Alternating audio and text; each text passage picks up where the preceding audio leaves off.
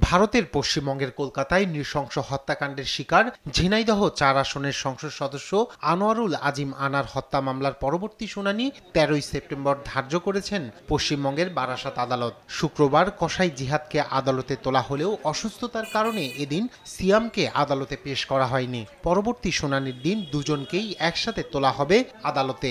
১৩/৯/২০২৪ দুজনকে প্রোডাকশন করা হবে এবং সিয়ামকে ওই দিন কপি দেওয়া হবে।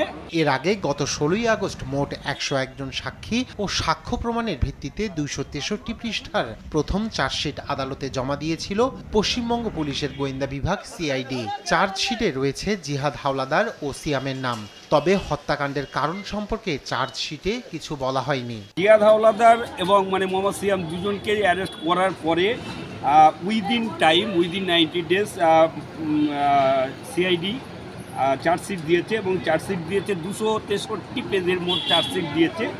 এই চার্জশিটে মোট সাক্ষী রেখেছে ১০১ জনকে এবং তাদের 161 স্টেটমেন্ট রেকর্ড করা হয়েছে প্রতিটা সাক্ষী। তদন্তকারীদের একাংশের ব্যাখ্যা, চার্জশিট জমা না পড়লে অভিযুক্তদের জামিন পেতে সুবিধা হতো, এজন্য জামিনে বাধা দিতে আদালতে চার্জশিট পেশ করা হয় এবং তদন্ত শেষ না হওয়া পর্যন্ত খুনের কারণ বলা যাবে না।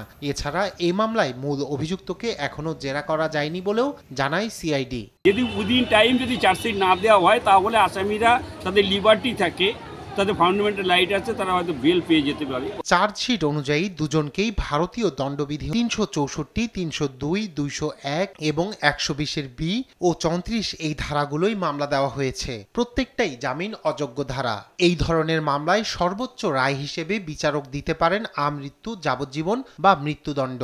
যে সেকশনে চার্জশিটটা হয়েছে সেটা বলেনি ইন রেসপেক্ট অফ মোহাম্মদ সিয়াম হোসেন, সেখানে under section 120B read with section 364, 302, 201, 120B and 34 IPC। এদিকে ২৩ মে বনগাঁও অঞ্চলের গোপালনগর থানার অন্তর্গত এলাকা থেকে গোয়েন্দা পুলিশের হাতে ধরা পড়েন জিহাদ হাওলাদার।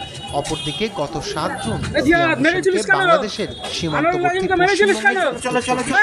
জেলার বনগাঁ এলাকা থেকে গ্রেপ্তার করা হয়েছে বলে জানিয়েছে সিআইডি। রায়হান কবি শুদ্ধ, নিউজ ডেস্ক, দেশ টিভি।